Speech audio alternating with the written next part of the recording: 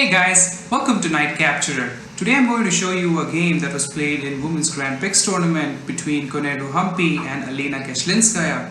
Koneru Humpy is an Indian Grandmaster who has FIDE rating of 2560. She is currently the #1 Indian female player, obviously in India. And Alina Kashlinskaya is a Russian women GM and her FIDE rating is of 2487. There is a quote on the board saying it is important not to make a mistake, but more important to recognize one from your opponent and punish it. There is a reason why I put this quote, and you will see in the game as Koneru Humpy starts with d4. We have knight to f6, c4, e6, and knight to f3. We have d5, so Queen's Gambit declined is on the board, and we have knight to c3. It is important to show you one aspect here. I mean, if you capture this pawn thinking that it's a free pawn, not really, because you can give a queen check and then queen can easily pick up this pawn here. But usually it's not a good idea, because if once the check is blocked, you pick it up and now the bishop is going to come here and attack the queen, and the queen has to then go back and reroute itself. So you're gonna make a couple of queen moves in the initial stage of the game, which is not really preferred. So none of that. After knight to c3, we have bishop to b4, just pinning the knight and asking what do you want to do next. Humpy does the same. You pin my knight, I'm going to pin your knight, because this knight is pinned because there's queen behind it, so you can't really move it. Here it is interesting to show you if you try to go after this bishop here, then black can simply block the check, and now the check is blocked and the bishop is defended. So it's again, your queen is stuck on the far left side of the board. You don't really want to do that. So none of that. Humpy plays bishop to g5, and now h6, asking her what do you want to do with this. She captures, and now queen captures on f6. e3, just defending this pawn, and castles from Alina. Rook to c1, just over defending this knight here, because once she captures, I'm going to capture it with my rook, and I get a free rook left. So rook to c1. Now d captures c4, bishop captures c4, and c5. Trying to go after this pawn, just cementing this is the bishop's position here. Alina castles, better to get your king to safety, and now c captures d4. The next is knight to e4, attacking the queen. The queen can't really go to any of these squares, because once you do that, I'm just going to play my bishop here, and I'm going to have a nice attack. So she has to go back with the queen. Queen to e7, and now e captures d4. Usually in Queen's Gambit decline lines, you will see this lone pawn here on d file, and this pawn is a target most of the times for black's pieces. I mean, this becomes a target, and white has to do everything it can to keep defending the pawn. Interesting line to show here is a3, asking what do you want to do with this bishop. Once you go back, now I'm going to capture the pawn, and once the queen is attacked with rook to d8, I'm just going to try to exchange my queens off, and once these queens are exchanged, it's a fine game. I have an attack here. My rook can come here, and we can go to this place as well.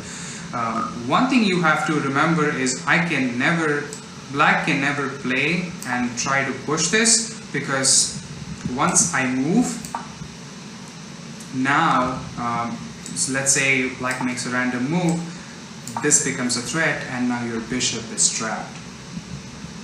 So you have to be really careful what you do here.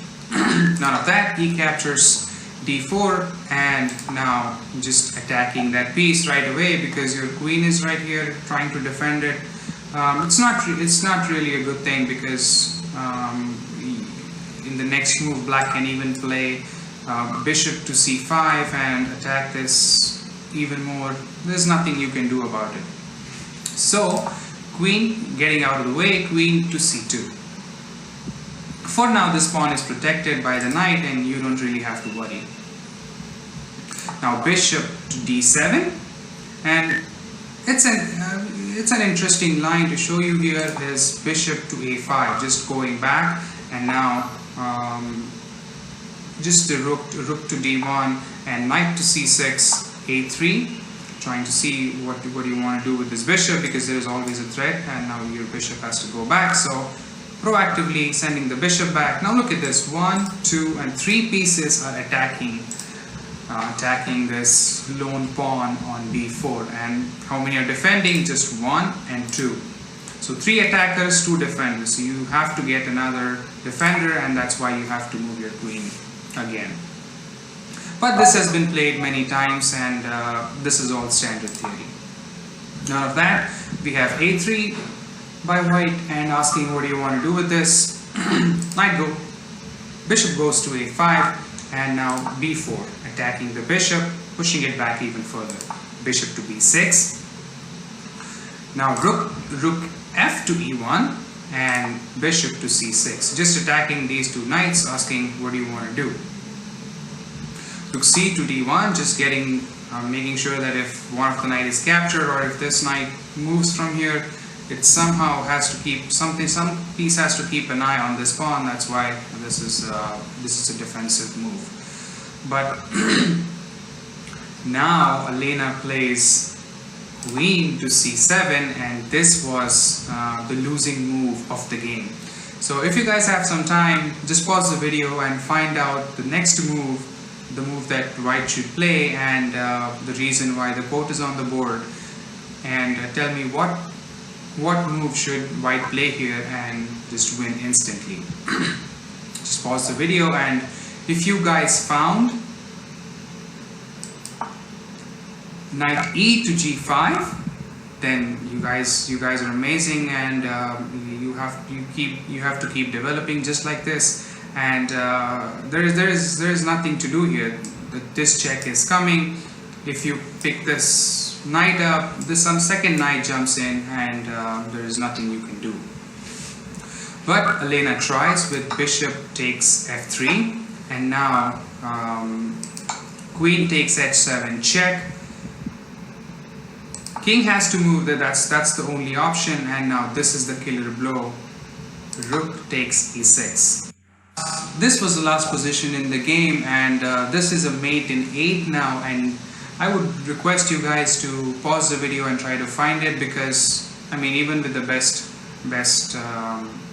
I mean, you have to capture this. If not, this is checkmate with the queen here. I mean, if you try to save this or try to do something else, the queen h8 is checkmate. So you have to capture it. Once you capture it, I mean, the knight can capture and the queen is gone. But it's a mate in 8, so you have to give a queen check first. Queen to h8 check, then king goes up the board. King, this is the only position the king has. It can move. Now queen captures g7 check.